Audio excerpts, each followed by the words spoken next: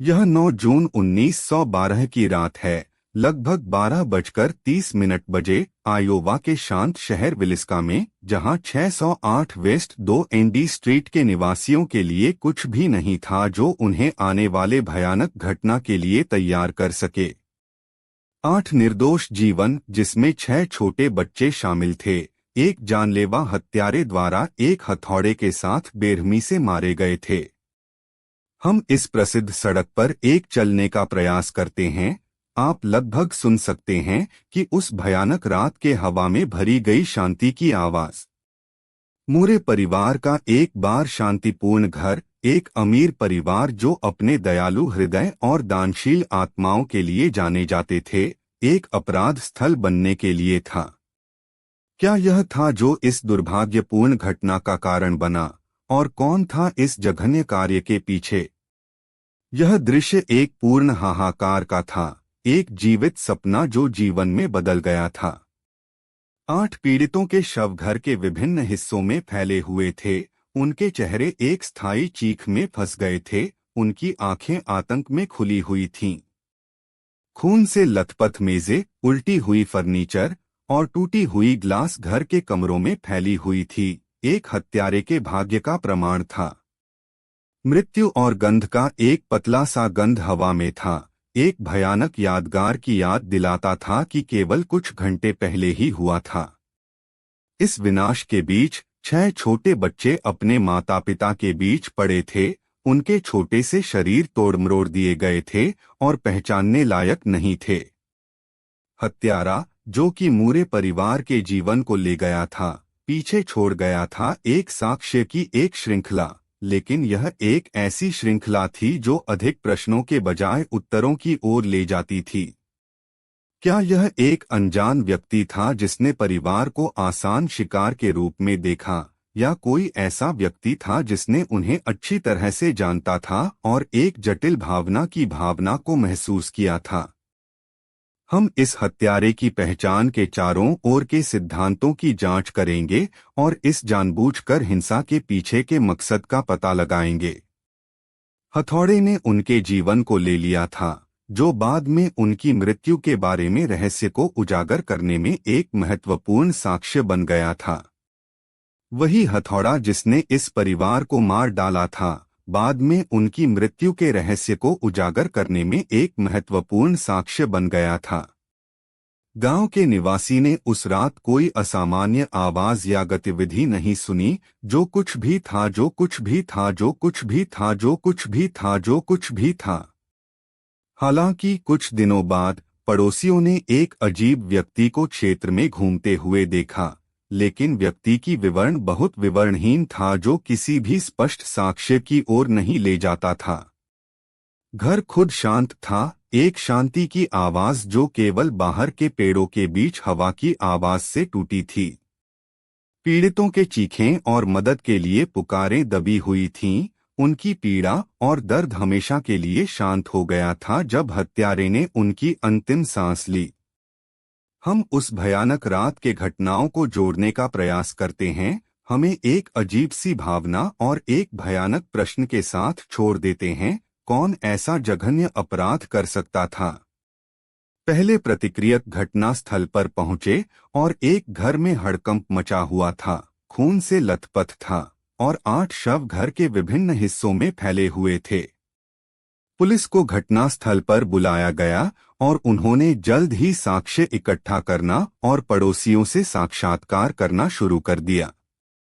यह एक हड़कंप मचा हुआ और ट्रॉमेटिक दृश्य था पुलिस अधिकारियों और किसी भी व्यक्ति के लिए जो इसे सामना करना पड़ा। पीड़ितों के चेहरे पहचानने लायक नहीं थे और यह केवल सावधानीपूर्वक परीक्षण के माध्यम से ही पुलिस ने उन्हें मूरे परिवार के रूप में पहचाना। जांच शुरू है। केंद्रीय व्यक्ति इस मामले में जोसियाह बी मूर थे, जो 43 वर्ष के एक किसान थे जो आयोवा के विलिस्का में अपनी पत्नी साराह और उनके 4 बच्चों के साथ रहते थे। मूर परिवार अपनी समृद्धि और स्थानीय समुदाय में उनकी भागीदारी के लिए जाने जाते थे। जोसियाह ने अपनी संपत्ति के आसपास की जमीन को कृषि करने से अपना जीवन निकाला। वह एक कठिन काम करने वाला था और अपने परिवार के लिए प्रदान करने में समर्पित था। मूर का घर विलिस्का के शहर में एक प्रसिद्ध स्थल था। जोसियाह मूर का दैनिक जीवन किसानी पर काम करने, अपने परिवार की देखभाल करने और स्थानीय प्रेस्बिटेरियन चर्च में एक सक्रिय सदस्य होने से बना था। वह और उसकी पत्नी साराह ने एक मजबूत संबंध बनाया था और उन्होंने अपने बच्चों को पालने में बहुत सावधानी बरती। मूर परिवार समुदाय में प्यारे और सम्मानित थे और उनकी दयालुता और दानशीलता के लिए जाने जाते थे। जोसियाह को दोस्तों और पड़ोसियों द्वारा मित्रवत, बाहरी और सम्मानित के रूप में वर्णित किया गया था। वह अपने काम के रूप में किसानी में गर्व करता था और अपने परिवार के प्रति समर्पित था। मूर परिवार को विलिस्का में सबसे सम्मानित और प्यारे परिवारों में से एक माना जाता था। उन्हें ईमानदारी और नैतिकता के लिए जाना जाता था और बच्चों को निर्दोष और अनुभवहीन माना जाता था। जोसियाह की मित्रवत व्यवहार और उनकी परिवार के प्रति प्रतिबद्धता ने उन्हें एक सहानुभूतिपूर्ण व्यक्ति बना दिया। समुदाय को आने वाली इस दुर्घटना से हैरान और दुखी हो गया। यह कल्पना करना मुश्किल है कि कैसे एक ऐसी शांत और शांतिपूर्ण समुदाय में ऐसी एक भयानक घटना हो सकती है। मूर परिवार के संबंधों को विश्वास पर आधारित था और उन्होंने विलिस्का में एक मजबूत नेटवर्क बनाया था। जोसियाह ने अपने दोस्तों और पड़ोसियों पर विश्वास किया कि वे उसके परिवार की देखभाल करेंगे और उन्हें बदले में विश्वास किया गया। परिवार के संबंध उनकी मजबूत समुदाय की भावना और एक दूसरे के प्रति प्रतिबद्धता के प्रमाण थे। लेकिन कोई भी नहीं जानता था कि कुछ जहरीला चल रहा है और जो लोग मूर को सबसे अच्छे से जानते थे वे एक सपना के साथ खींचे जाएंगे। और यह सब जोसियाह के व्यवहार में बदलाव से शुरू हुआ, लेकिन संकेतों को अनदेखा किया जाएगा या सच्चाई को उजागर करने के लिए कुछ ले आएगा।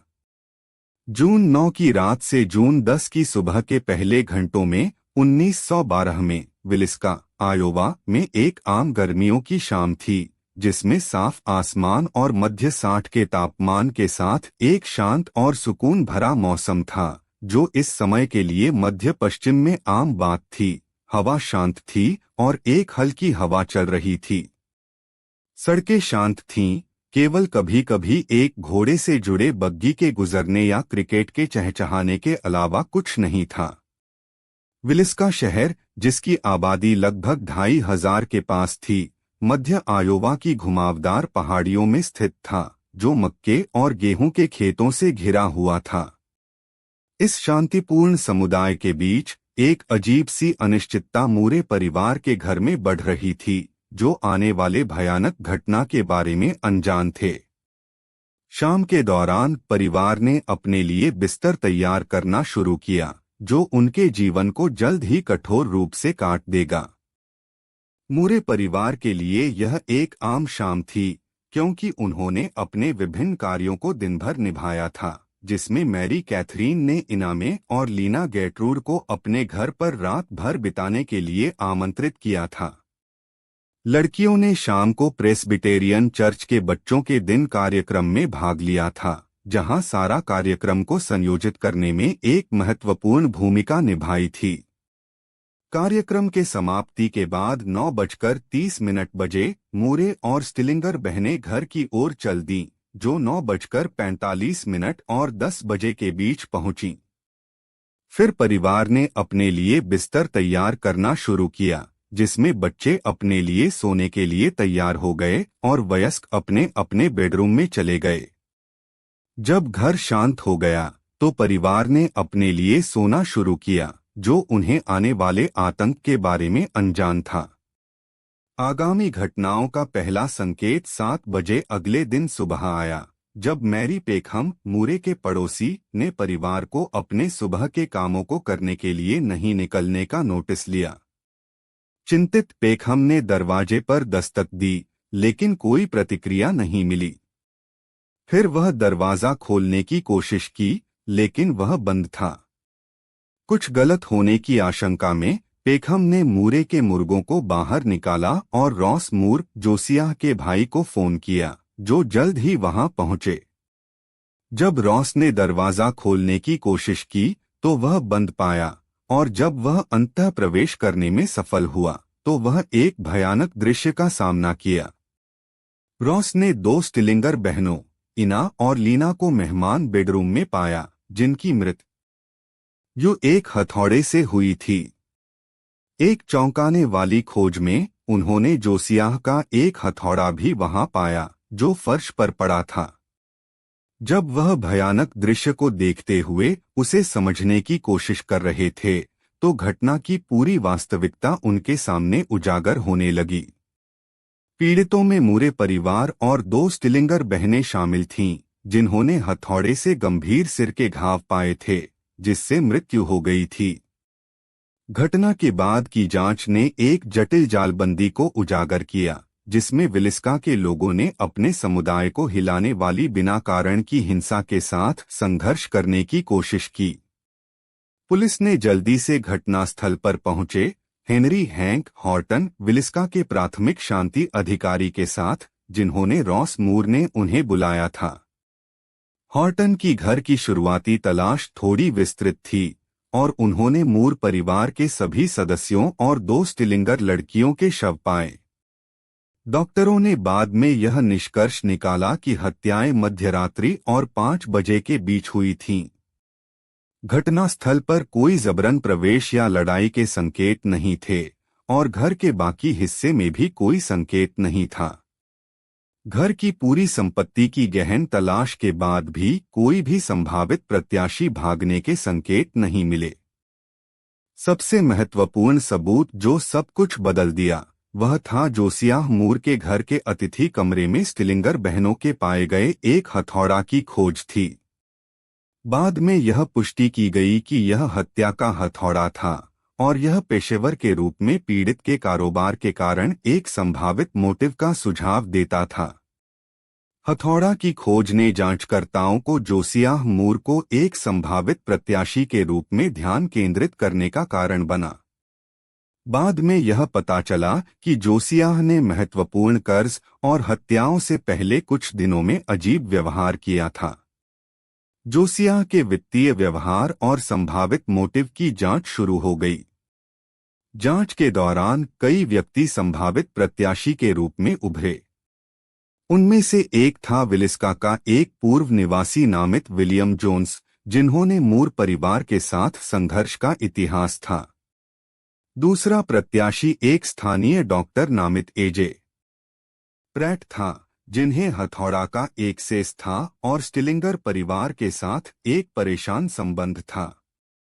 पुलिस ने महिला नामित मायरा वांडरकुक की भी जांच की, जो एक व्यक्ति के साथ रोमांटिक रूप से जुड़ी थी जो जोसियाह मूर के साथ एक प्रतिद्वंद्विता में शामिल थी।